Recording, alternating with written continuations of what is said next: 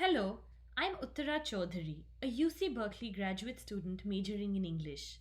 Along with my classmates, I helped to curate the exhibition When All That Is Solid Melts into Air, exploring the intersection of the folk and the modern in postcolonial India.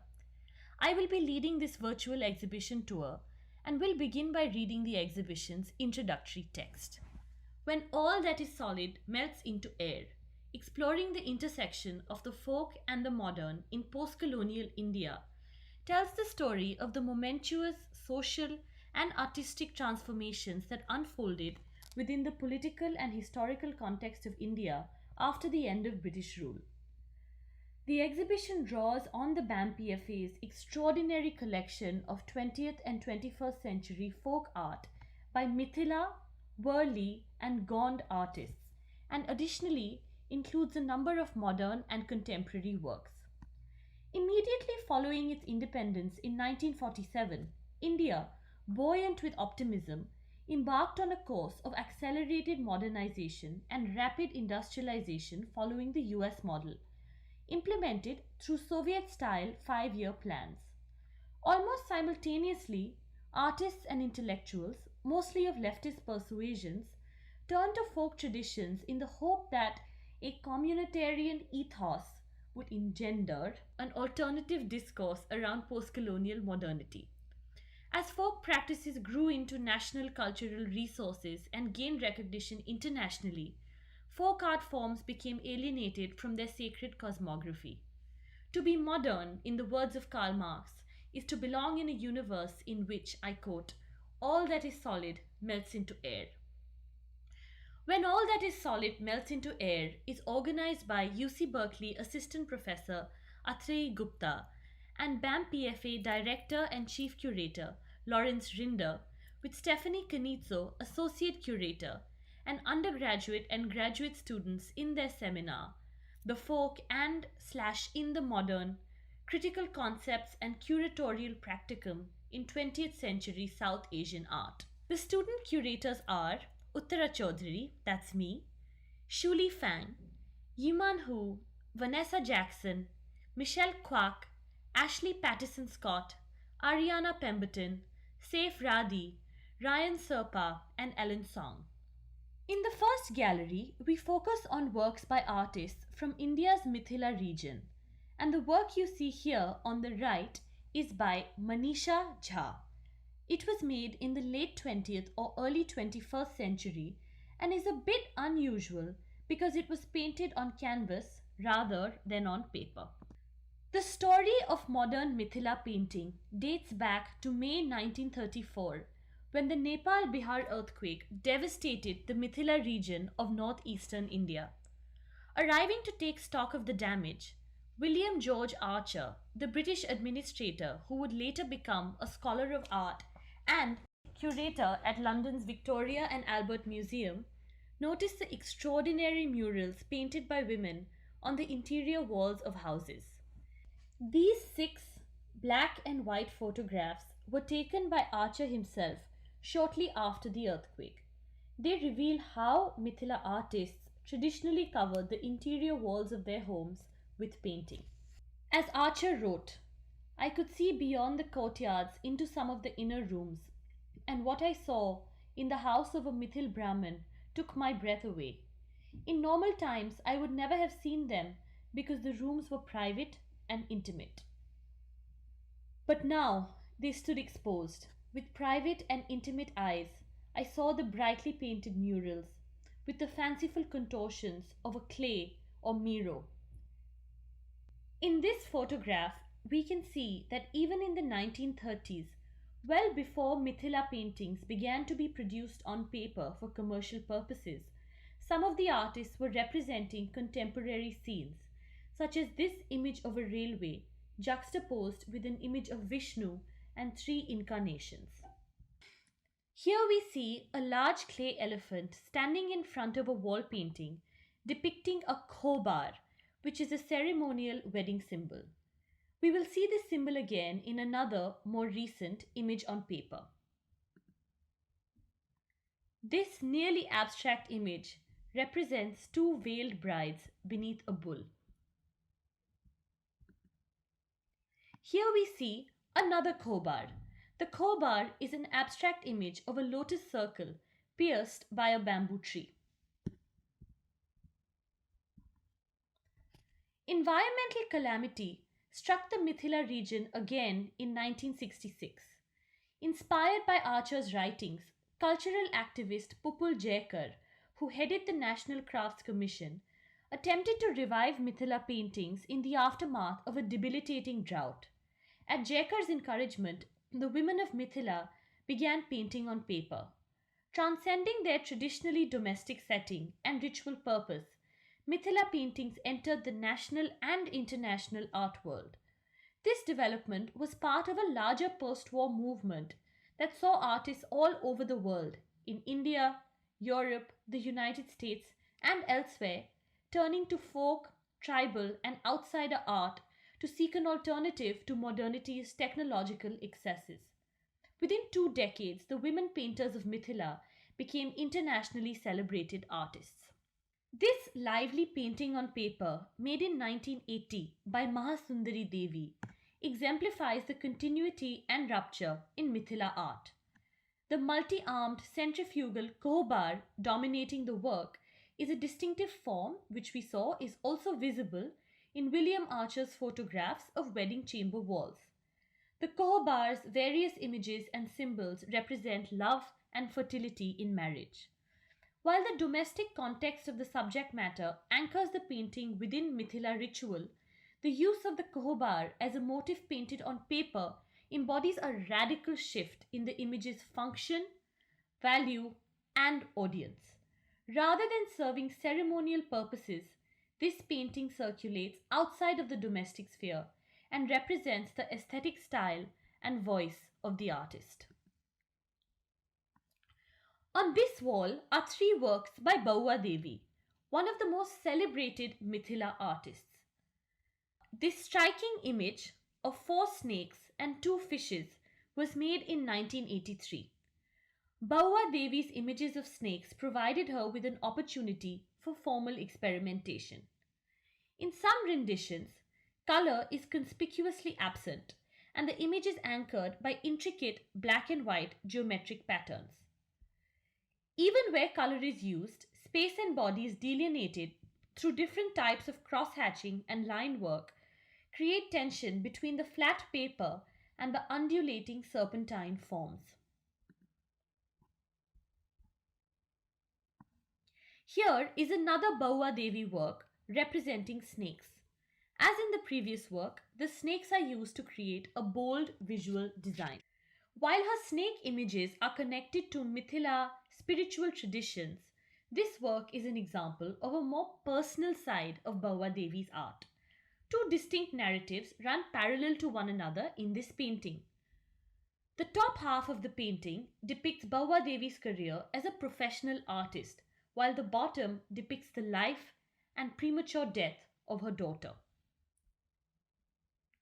To the left of the Baua Devi works are 3 works that also concern the artist's own biographies. Painted by Rukmini in 1979, this painting combines a scene of everyday life with religious imagery. In the upper section, representing the walls of the courtyard, are images of Rama on the right and Krishna on the left. They are recognizable by their blue coloring and by the bow and flute that they respectively hold. Seated on the courtyard floor, a woman handles a turtle that she has removed from a container filled with these creatures. Across from her, a woman sits holding a bowl above a surface decorated with an image of the elephant god, Ganesh. To the right, we see an artist painting an image of the goddess Kali. The next 2 works are by Gopal Saha, who was a tea maker before he turned to painting professionally. He is also one of the few internationally prominent male Mithila artists. The first painting, which displays his distinctive combination of red and yellow ink and bold figural forms, is, as the title suggests, autobiographical. The doctor looking over a patient with a stethoscope speaks to Saha's familiarity with hospitals as he is physically disabled. The second painting by Gopal Saha is of a cricket match. a competition introduced by the British during the colonial period that has now become an integral part of India's national and cultural fabric. It stands as a striking emblem for what perhaps may be described as an indigenous modernity. On this wall are a group of works that represent the ways in which Mithila artists represent daily life as well as the complexities of contemporary urban and global experience. In this undated drawing, Poonam Kumari represents a traditional village marriage ceremony. This drawing from 1972 by Shanti Devi depicts a hunter in the forest. While the imagery in this painting can't be linked to a specific legend, deer hunting plays a significant role in both of India's great Sanskrit epics, the Ramayana and the Mahabharata. However, given that the artist was born into the Dusad caste, one of the lower so called untouchable castes, it is most likely that the imagery derives from the legend of Raja Salhesh, a legendary king revered and frequently depicted by the Dusad community. The birds at the bottom of the painting may represent Salhesh himself, who could transform into a parrot, and his parrot friend, Hiraman. In this representation, the traditional bow and arrow has been replaced by a gun, thereby bringing these ancient stories into the near present day. Rather than a mythological hero or king, the figure here may be simply an ordinary man out hunting for food. Thus, the work exemplifies the complex relationship between the folk and the modern that animates Mithila art. The central work on this wall is a painting by Sita Devi from about 1977. Sita Devi was among the first Mithila artists to begin painting on paper. Having gained prominence internationally, she traveled to the United States to participate in the Smithsonian Institution's annual Festival of American Folk Life in Washington, D.C., in the summer of 1976. Her travels in the United States also took her to New York, where she visited the World Trade Center, an architectural symbol of the centrality of both New York and the United States in the global financial market. Painting such a landmark in the Mithila style was not only a testament to Sita Devi's own cosmopolitanism, but also shows the extent to which this traditional folk art was taking on radical new forms in a changing world. Another example of Mithila cosmopolitanism is this drawing by Ganga Devi from 1979. Following an abusive marriage and eventual abandonment by her husband, Ganga Devi found both solace and a means of economic sustenance in art. Her work, which substantially pushed the limits of traditional Mithila imagery, received national and international recognition, and the artist herself traveled to the United States, Russia, and Japan. This painting represents the artist's experience of riding an elevator in a hotel in Russia. This painting by Shanti Devi depicts New Delhi's Pragati Maidan. Inaugurated in 1972 to celebrate the 25th anniversary of India's independence, the Pragati Maidan, also known as the Hall of Nations, represented a new era of modernization in post-colonial India. Designed by the modernist architect Raj Rewal, the Pragati Maidan was constructed entirely of concrete and functioned as a site for trade fairs and commercial exhibitions. In this painting, Shanti Devi represents a train arriving at the Pragati Maidan station. The unusual border, which repeated diagonally bisected squares, is suggestive of the unique angular forms that comprise the exterior of Rewal's famous building, which was demolished in 2017. In this section, we can see 4 drawings by the artist Krishnanand Jha, who, besides Gopal Saha, whose works we saw earlier, is one of the relatively few Mithila men to practice this art form. To begin are 2 autobiographical drawings showing scenes from his everyday life. These are from a series of works titled Life Story, which the artist made in 1983. In this drawing, the composition is divided by a river. On the left, we see Jha himself painting a tantric yantra, a kind of visual mantra. Around him are other images he has made of various Hindu deities, while on the right are everyday images representing his search for an ordinary job. Krishnanand Jha is descended from a family of tantric priests and is especially known for his intricate and detailed drawings of Hindu deities. This is a drawing of Mahakali made in 1983. Mahakali is a powerful Hindu goddess associated with the primeval force of the universe. In this 10-armed, 10-headed form, Mahakali is shown in her incarnation as an embodiment of the 10 goddesses of wisdom. This drawing, also made in 1983, depicts the Hindu goddess Chinnamasta, an incarnation of Kali who, having decapitated herself, drinks her own blood while also feeding two of her followers. Chinnamasta, who has been Krishnanand Jha's family's goddess for hundreds of years, represents the duality of destruction and regeneration. She appears repeatedly in the artist's paintings. In 2008, the San Francisco-based artist Nina Pale created the video Sita Sings the Blues. What could be more empowering than recasting the Ramayana, a 2,000-year-old Hindu epic, often criticized for its patriarchal, elitist values, as a feature-length, whimsical, feminist animation? In Sita Sings the Blues, Pale juxtaposes her own story of a frustrated relationship with the gender dynamics of this ancient Indian tale. The visual depiction of Sita, the princess of Mithila, draws on the aesthetics of contemporary Mithila painting. You can view this video from the link in the description below. Entering the next gallery, we encounter on the left 7 photographs by Sunil Jana. Jana, whose career began in the Communist Party of India, was one of the most celebrated Indian documentary photographers of the 20th century. Interestingly, he spent the final decade of his life living here in Berkeley. Jana's work stands at the intersection of postcolonial development and a deep nostalgia for the communitarian ethos of tribal life. While the converging lines of material, machinery, and architecture, literally the vectors of development, frame the landscape of industrialization in his photographs, the engineers directing the work appear only as tiny specks in the distant horizon. Meanwhile, the tribal communities that provide labor to the construction sites are vividly present in a series of iconic portraits. Several of these photographs represent members of the Warli community, which is the focus of the next section of the exhibition. The postcolonial interest in folk cultures had much to do with a long history of formidable tribal revolutions in colonial India.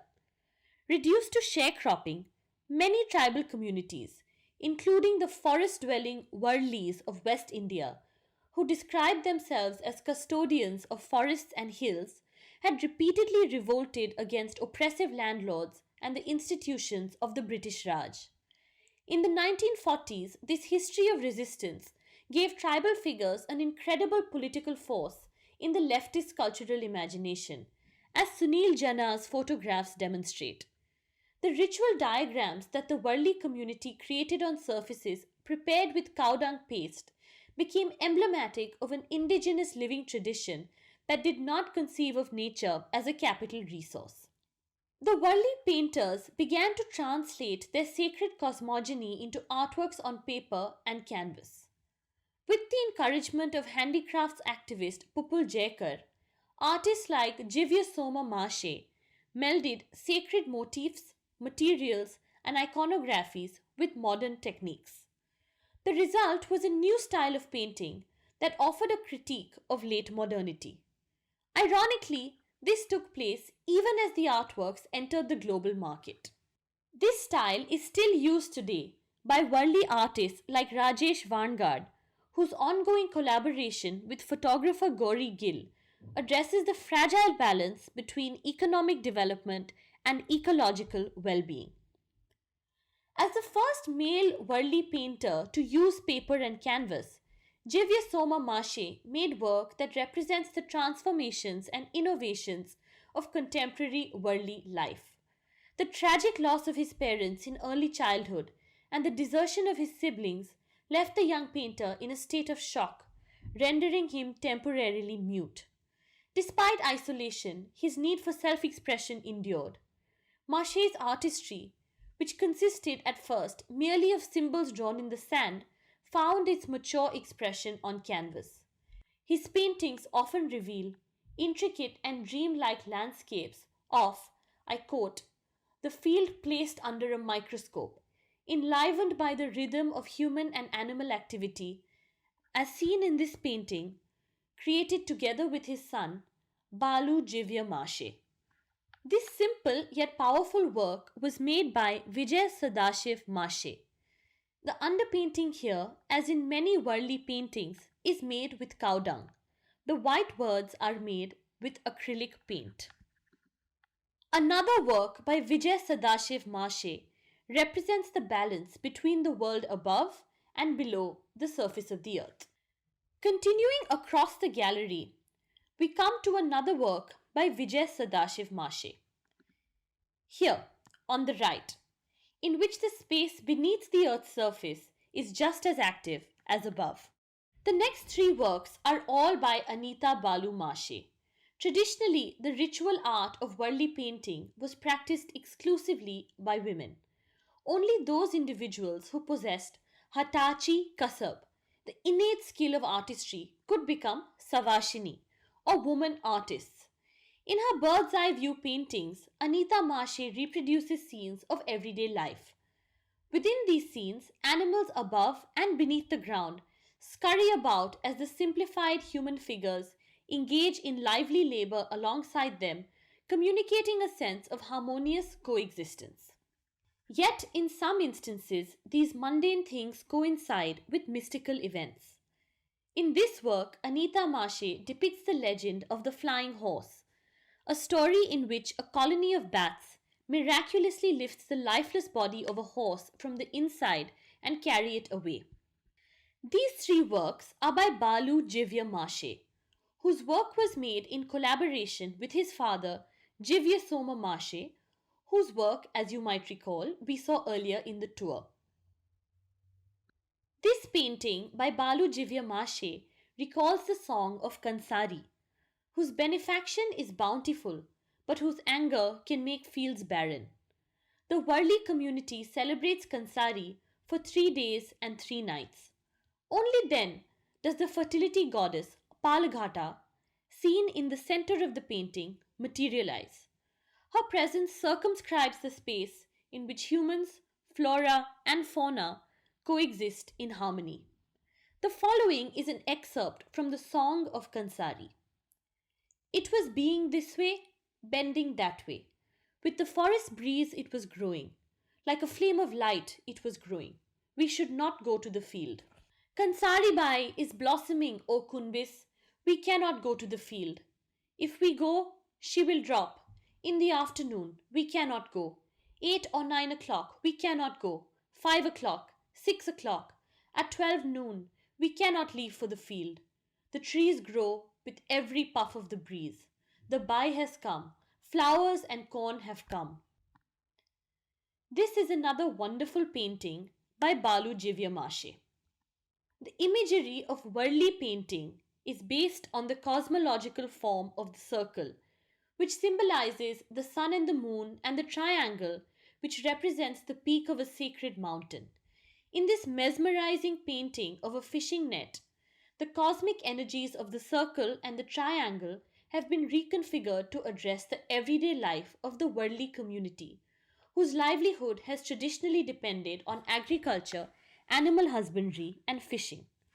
Like his father, artist Jivya Soma Mashe, Balu Jivya Mashe captures the intricacies of everyday life in the minutest of detail.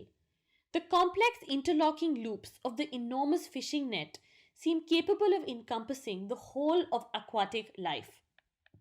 In this gallery, we have included 3 works from the Fields of Sight series made as a collaboration between the Warli artist Rajesh Vangard and the New Delhi-based photographer Gauri Gill.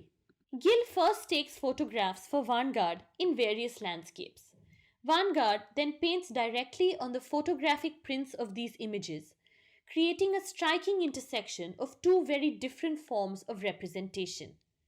In these artists' hands, however, traditional and contemporary come together in a balanced yet compelling way. On the left, we start with a work titled Worship of the Great Serpent Who Lives in the Home of Ants, which was made in 2015. The spiral design that spins concentrically around the image of Rajesh Vanguard echoes the spiral of birds in the work we saw earlier by Vijay Sadashiv Mashe. This work by Vanguard and Gill is one of their most recent collaborations. Titled A Seed's Journey, this painting suggests the life cycle of a seed, from its rural origins to the marketplace and ultimately to consumption in both urban and rural homes. This work was recently acquired by the Berkeley Art Museum and Pacific Film Archive. Titled Heaven and Hell, this work from 2014 starkly contrasts the balanced life of the rural farm on the left with the dry and denuded scene of a clear-cut hillside on the right. Also in this section is a film by the Indian filmmaker Amit Datta titled Ramkhind, a Warli village, and made in 2007. This film is an experimental documentary about the Warli community. You can view the film from the link in the description below. The third section of this exhibition displays art by members of the Gond tribe. The emergence of Gond art in national and international consciousness began tragically. As recounted in Amit Datta's experimental short film Kramasha, a young Gond artist, Jangar Singh Sham, was discovered in 1981 by the mystic maverick lapsed communist painter Jagdish Swaminathan. Drawing on the work of British cultural historian and curator W.G. Archer, as well as anthropologists such as Claude Levi-Strauss, Swaminathan was inspired to seek in folk forms and belief systems a symbolic language for his own artistic practice. At Swaminathan's prompting, Shyam left his remote native village in the forests of central India to become an artist in Bhopal, the capital of Madhya Pradesh. Drawing on a cosmological view of the interdependence of all living things, the Gonds had traditionally made ritual drawings on the walls and floors of their homes. However, unlike the Mithila or the Warli community, the Gonds of central India did not have a tradition of figurative painting that Shyam could adopt or revitalize. Instead, he drew on his roots in the Pardhan community of bards, who passed on the knowledge of myths and legends from generation to generation. He translated spoken word into vivid pictorial forms and invented what is now known as the Jangar Kalam School of Art. While none of Shyam's own work is included in this exhibition, his presence is felt in the Jangar Kalam style practiced by artists such as Mayank Shyam, his son, and Bajju Shyam. In 2001, during a residency at the Mithila Museum in Niigata, Japan, Jangar Singh Shyam took his life, a tragedy that has been ascribed to social and cultural alienation. The incredible story of the 1980s invention of an indigenous art form and the death of its founder in faraway Japan continues to raise broader questions regarding the relationship between the folk and the modern. Did the increasing disassociation of indigenous practices from the sacred cosmologies that gave them substance cause an indelible cultural rupture? And how did folk influences transform post-colonial modernism even as they underwent their own radical transformation? This striking painting was made by Bajju Shyam in the late 20th or early 21st century. This painting and the next one was made by Mayank Shyam, Jangar Singh Shyam's son, in the late 20th or early 21st century. Traditionally, a tortoise would have been painted on the floor of a Gond house as a ritualistic symbol of stability to ensure the security of the building. This rendition of the animal uses radial symmetry, emphasizing the cyclical nature of life and death. The tortoise invokes regeneration in multiple ways, from the double-ended heads to the biomorphic growths resembling roots. Moving down this wall, we come to two works by Mansingh Vyam and two by Santosh Marabi. Gond cosmology is based on a close interdependent relationship between nature and humans. In this drawing by Mansingh Vyam, a tree trunk is simultaneously a female figure. Its branches transform from fleshy limbs to dense foliage. The intricacy of the penwork is typical of Gond art. Here is another exceptionally detailed drawing by Mansingh Vyam. As members of the Pardhan clan, Santosh Marabi's ancestors were traditionally minstrels for the Gond tribe. In Gond art, the spoken word is transformed into imagery, informing artful rhythmic compositions.